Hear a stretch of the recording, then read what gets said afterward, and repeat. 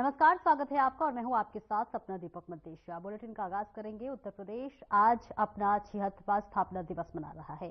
24 जनवरी 1980 को United province का नाम बदलकर उधर उत्तर प्रदेश किया गया था, जिसके बाद इस राज्य की एक नई पहचान दी। और इस मौके पर मुख्यमंत्री योगी आदित्यनाथ ने जनता को यूपी दिवस की बधाई दी है। सीएम योगी आदित्यनाथ ने सोशल मीडिया पोस्ट पर लिखा, रघुकुल नंदन प्रभु श्री राम एवं योगेश्वर श्री कृष्ण की पावन जन्मस्थली बाबा जी विश्वनाथ के आशीर्वाद से अभी संचित सृजन संस्कृति संस्कार से शौर्य की गौरवशाली धरा उत्तर प्रदेश के 76वें स्थापना दिवस की प्रदेशवासियों को बहुत बहुत बधाई और इसी के साथ साथ शुभकामनाएं भी योगी आदित्यनाथ देते हुए नजर आ रहे हैं।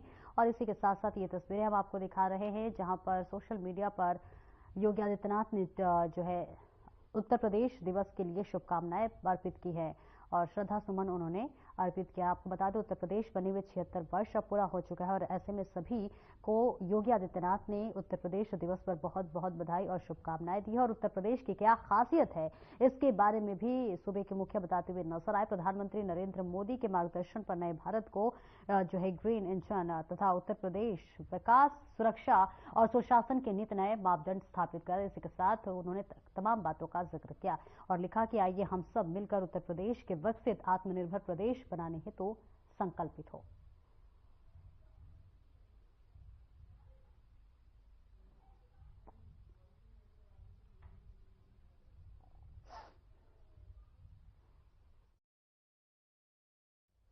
और अयोध्या के मिल्कीपुर विधानसभा क्षेत्र में जनसभा का आयोजन किया गया, जिनमें मुख्यमंत्री योगी आदित्यनाथ शामिल हुए।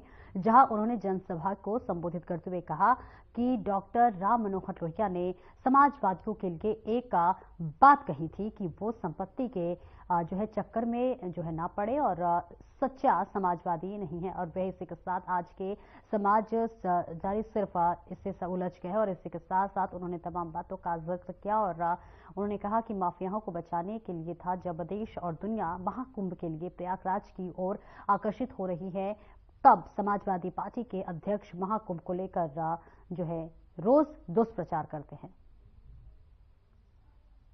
आज मुझे एक बार फिर से अयोध्या जनपद की इस मिल्कीपुर विधानसभा में आपके बीच में आने का सौभाग्य प्राप्त हो रहा है और आपके उत्साह को देख करके,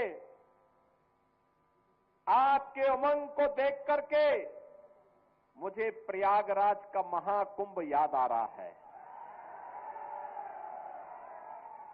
मैं परसों ही हमारी पूरी कैबिनेट, सभी मंत्रीगण प्रयागराज में मां गंगा, मां यमुना और मां सरस्वती के पावन त्रिवेणी के संगम पर हम लोगों ने डुबकी लगा करके पुण्य के हम भागीदार बने।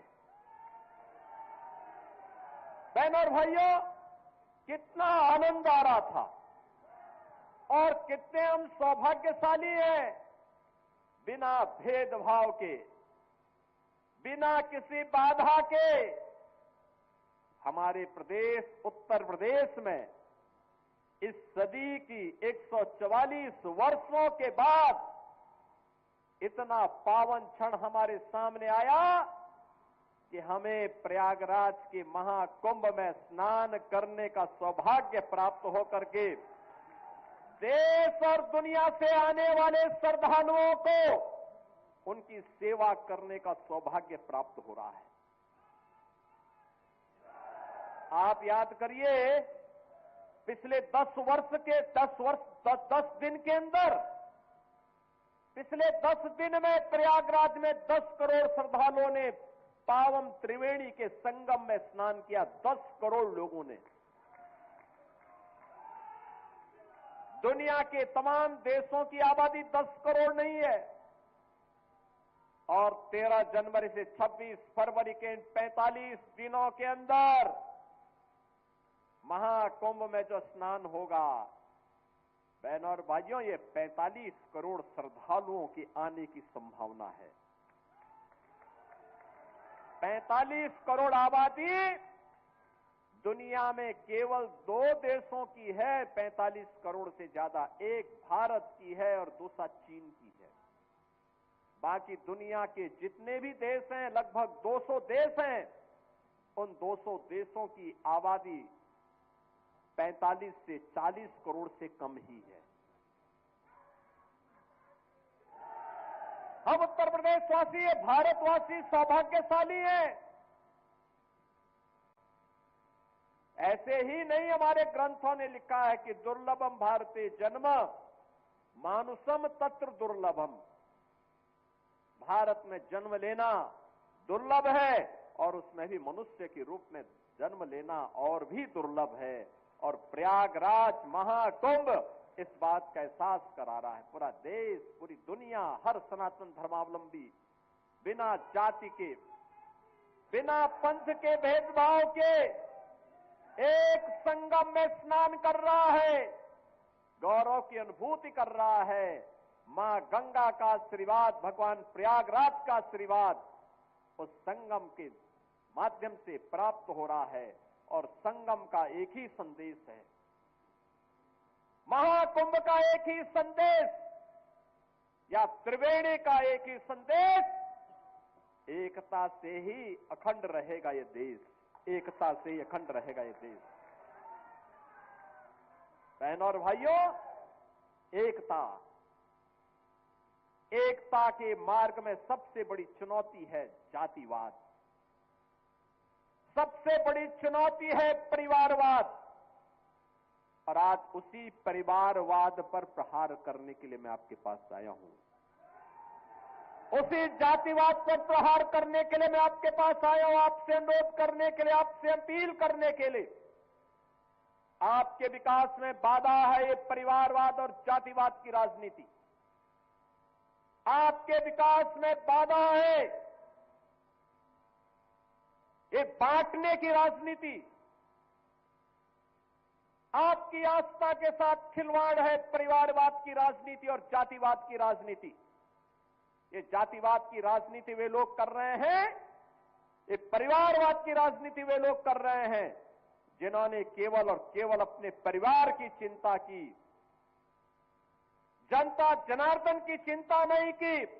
किसी दलित, किसी वंचित, किसी पिछड़ी जाति के व्यक्ति का, किसी का भी इन्होंने कभी उत्थान नहीं किया।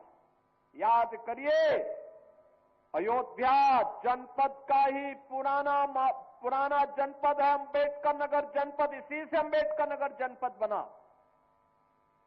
और जब ये पुराना जनपद अयोध्या था, तब इसी जनपद में पैदा हुए थे स्वर्गीय राम मनोहर लोहिया जी, डॉक्टर राम मनोहर लोहिया। लोहिया जी ने एक बात कही थी समाजवादियों के लिए। उन्होंने कहा था, संपत्ति और संतति के चक्कर में जो पड़े वह समाजवादी नहीं। आप मुझे बताओ, ये आज के समाजवादी तो संपत्ति के ही चक्कर में ज्यादा पड़े हैं। जो प्लॉट खाली है वह प्लॉट हमारा है, उस पे सब जगह इनके झंडे लग जाते थे, जगह जगह झंडे लग जाते थे, कब्जा कर लेते थे। इनका झंडा अपराधी और माफियाओं को बचाने के लिए था।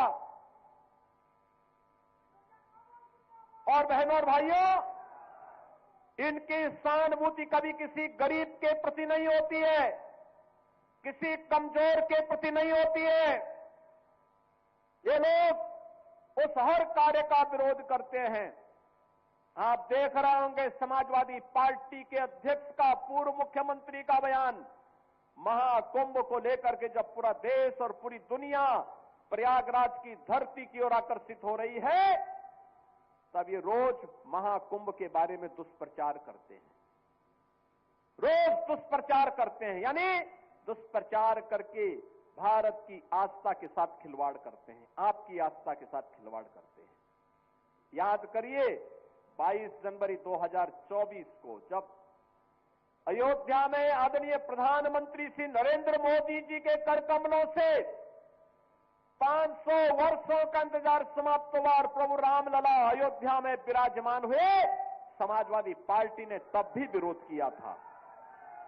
समाजवादी पार्टी ने तब भी विरोध करके आपकी आस्था के साथ खिलवाड़ किया था।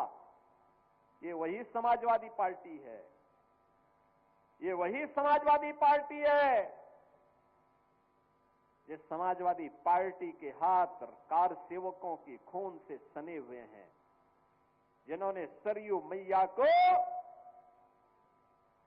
कार सेवकों के खून से लाल करने का काम किया था। अयोध्या की गलियों में निर्दोष कार सेवकों पर गोलियां बरसाई थी। ये वही समाजवादी पार्टी है। अयोध्या में राम मंदिर का विरोध करती है, महाकुंभ का विरोध करती है। जब हम लोगों ने प्रधानमंत्री जी की प्रेरणा से अयोध्या के इंटरनेशनल एयरपोर्ट का नामकरण महर्षि वाल्मीकि के नाम पर रखा, समाजवादी पार्टी ने उसका भी विरोध कर दिया। जब आदरणीय प्रधानमंत्री जी के नेतृत्व में काशी में सदगुरु संत रविदास जी की जन्मभूमि क्षीर गोवर्धन का विकास होने लग गया, तो समाजवादी पार्टी ने उसका भी विरोध किया। जब महर्षि वाल्मीकि जी की पावन जन्मभूमि लालापुर उनकी साधना स्थली है, लालापुर के विकास के लिए हमारी सरकार ने पर्यटन विकास की योजना के माध्यम से कार्य करना प्रारंभ किया, समाजवादी पार्टी ने उसका भी विरोध किया। जब संत तुलसीदास जी, जिन्होंने रामलीलाओं के माध्यम से मध्यकाल में विदेशी हुकूमत की चूलों को हिलाने का काम किया था, जब राजापुर का विकास कराने के लिए हमारी सरकार आगे बढ़ी, तो समाजवादी पार्टी ने उसका भी विरोध किया।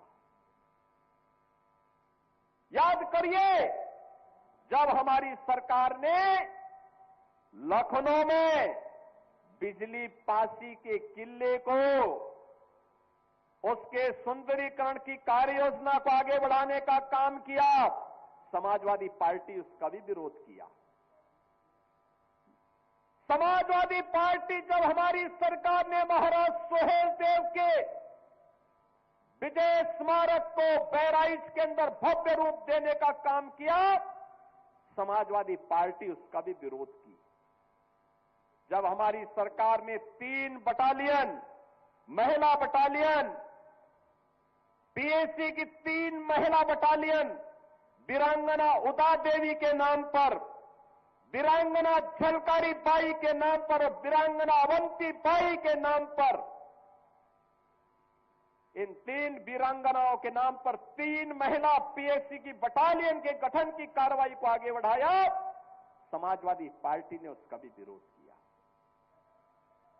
बहनों और भाइयों, इस समाजवादी पार्टी बाबा साहब के नाम पर बने हुए कन्नौज के मेडिकल कॉलेज का नामकरण बदलती है। हमारी सरकार आई, हमने फिर से कन्नौज के मेडिकल कॉलेज का नामकरण बाबा साहब भीमराव अंबेडकर के नाम पर रखने का काम किया।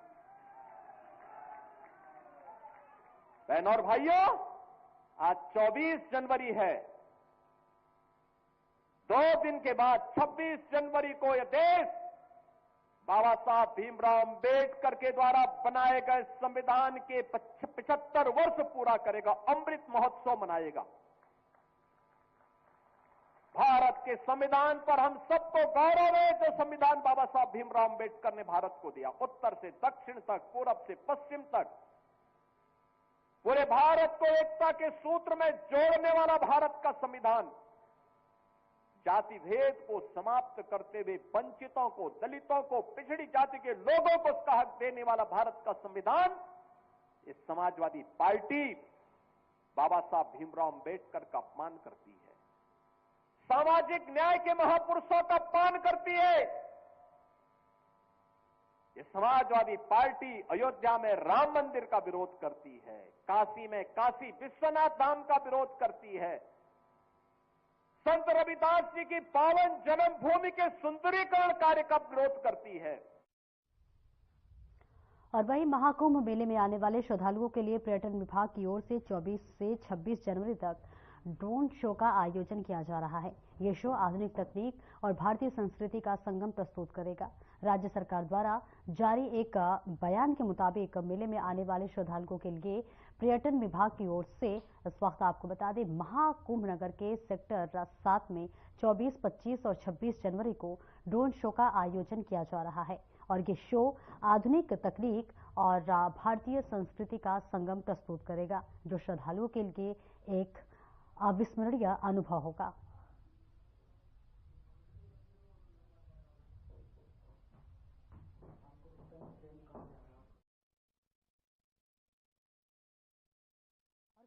से है जहां पर पर्यटन मंत्री लोक भवन में प्रेस प्रतिनिधियों को जो है आयोजन की महत्ता और इसी के साथ साथ जो है विभिन्न कार्यक्रमों की से संबंधित जानकारी दी गई और इसी के साथ साथ आपको बता दें कि गतिविधियों की भी जानकारी दे रहे हैं।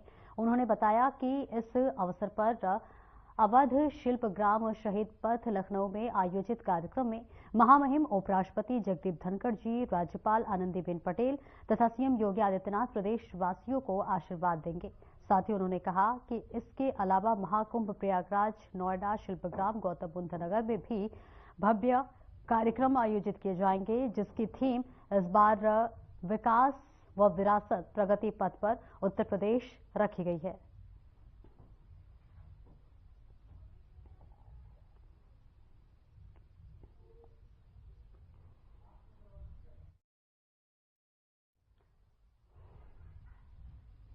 और वही 24 जनवरी को उत्तर प्रदेश का स्थापना दिवस मनाया जा रहा है। यूपी सरकार 3 दिनों तक इस स्थापना दिवस का जश्न मनाने जा रही है। इस बीच प्रधानमंत्री नरेंद्र मोदी ने भी उत्तर प्रदेश के निवासियों के लिए एक संदेश भेजा है। पीएम मोदी के सोशल मीडिया प्लेटफॉर्म ट्विटर पर लिखा कि उत्तर प्रदेश के स्थापना दिवस पर राज्य के अपने सभी भाई बहनों को मेरी ढेरों सारी शुभकामनाएं। भारतीय संस्कृति में अनगिनत पौराणिक और ऐतिहासिक कालखंडों को साक्षी रही और यह पावन धरती पिछले 8 वर्षों से विकास के लिए नित नए अध्याय रचने में जुटी हुई है और इसके लिए मुझे पूरा भरोसा है कि जन कल्याण के लिए समर्पित सरकार और यहाँ के लोगों की अद्भुत प्रतिभा एवं अथक परिश्रम से जो है हमारा यह प्रिय प्रदेश विकसित भारत के निर्माण में अपना अमूल्य योगदान देगा।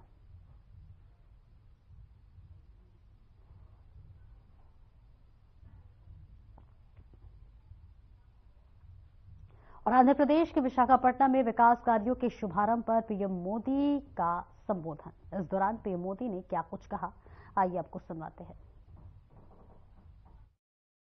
भारत माता की, भारत माता की, भारत माता की।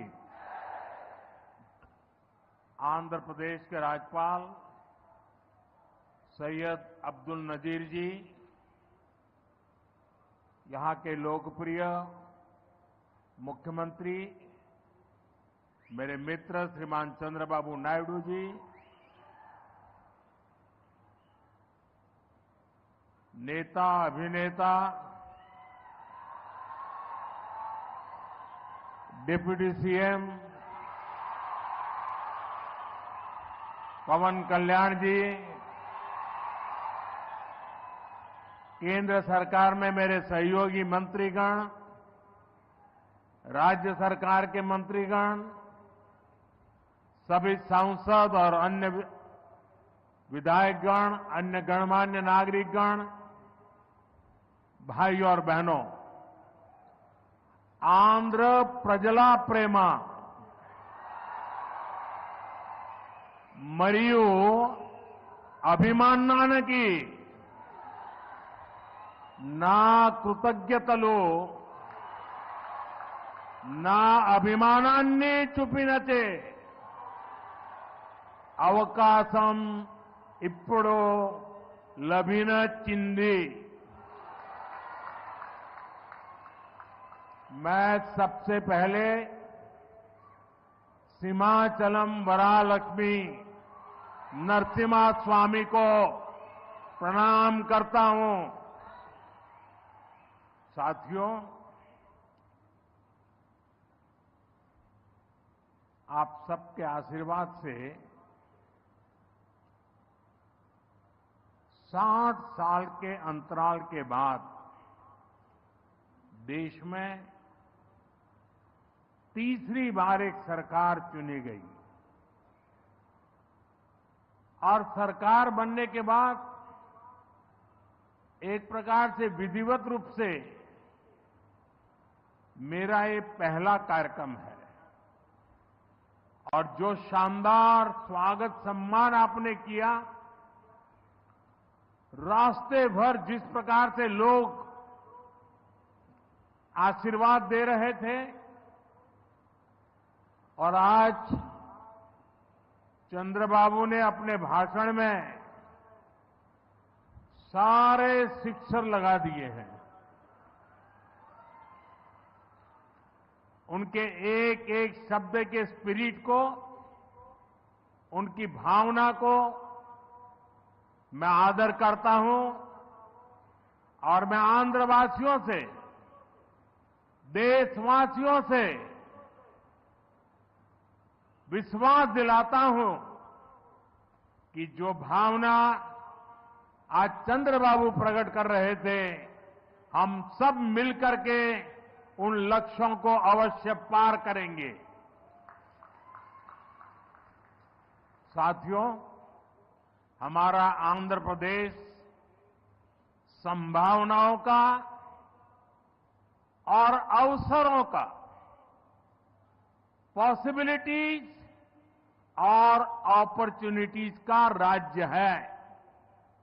जब आंध्र की ये पॉसिबिलिटीज साकार होगी तो आंध्र भी विकसित बनेगा और तभी भारत भी विकसित राष्ट्र बनेगा।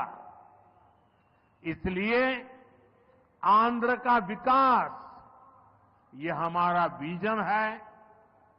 आंध्र के लोगों की सेवा ये हमारा संकल्प है। आंध्र प्रदेश ने 2047 तक राज्य को करीब करीब $2.5 ट्रिलियन की इकोनॉमी बनाने का लक्ष्य रखा है। इस विजन को साकार करने के लिए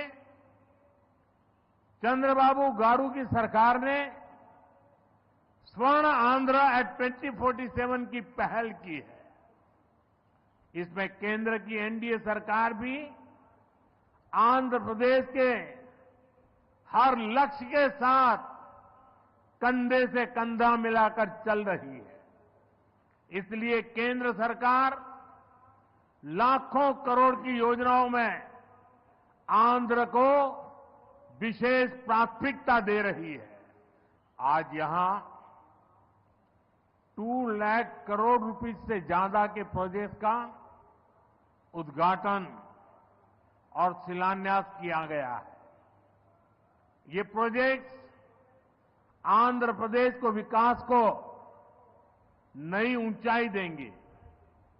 मैं इन डेवलपमेंट प्रोजेक्ट के लिए आंध्र प्रदेश समेत पूरे देश को बधाई देता हूं। साथियों, आंध्र प्रदेश अपने इनोवेटिव नेचर के कारण आईटी और टेक्नोलॉजी का इतना बड़ा हब है। अब समय है आंध्र नई फ्यूचरिस्टिक टेक्नोलॉजीज का सेंटर बने। जो टेक्नोलॉजीज अभी डेवलप ही हो रही है, हम अभी से उनमें लीड लें। आज ग्रीन हाइड्रोजन का इस्तेमाल ये ऐसा ही उभरता हुआ क्षेत्र है। देश ने 2023 में नेशनल ग्रीन हाइड्रोजन मिशन की शुरुआत की थी। हमारा लक्ष्य है 2030 तक 5 million metric tonne green hydrogen का प्रोडक्शन। इसके लिए शुरुआती चरण में 2 ग्रीन हाइड्रोजन हब स्थापित होंगे, जिनमें से एक हमारा विशाखापट्टनम है। भविष्य में विशाखापट्टनम दुनिया के उन गिने चुने शहरों में होगा जहां इतने बड़े स्केल पर ग्रीन हाइड्रोजन प्रोडक्शन की फैसिलिटी होगी। इस ग्रीन हाइड्रोजन हब से अनेक जॉब अपॉर्चुनिटीज तैयार होगी। साथ ही आंध्र प्रदेश में मैन्युफैक्चरिंग इकोसिस्टम भी डेवलप होगा। साथियों, आज मुझे नक्कापल्ली में बल्क ड्रग पार्क प्रोजेक्ट का शिलान्यास करने का अवसर भी मिला है। आंध्र प्रदेश देश के उन 3 राज्यों में से एक है जहां इस तरह के पार्क की स्थापना की जा रही है। इस पार्क में मैन्युफैक्चरिंग और रिसर्च के लिए बेहतरीन इंफ्रास्ट्रक्चर तैयार किया जाएगा। इससे इन्वेस्टर्स का उत्साह बढ़ेगा और यहां की फार्मा कंपनियों को फायदा होगा। साथियों, हमारी सरकार अर्बनाइजेशन को एक अपॉर्चुनिटी के रूप में देखती है और हम आंध्र को न्यू एज अर्बनाइजेशन का एक उदाहरण बनाना चाहते हैं।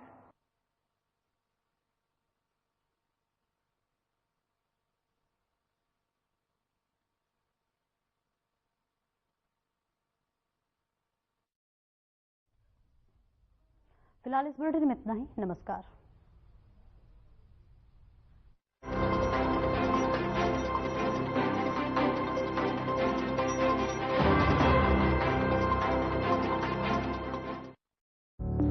Through constant innovation, the group provides its clients with value-added, environment-friendly products. We are committed to provide quality products and services at optimum cost with the continuous improvement in the quality management system. Producing high-value paper making us India's largest producer of branded papers, fine papers and packaging broad segments. Focused on customers in all our operations. Hence, extensive investments are made towards people and people practices. KRPL world's leading eco-friendly paper from agro residue. क्या रंग खिला, क्या रूप सजा, मैं ही नहीं दुनिया ने कहा।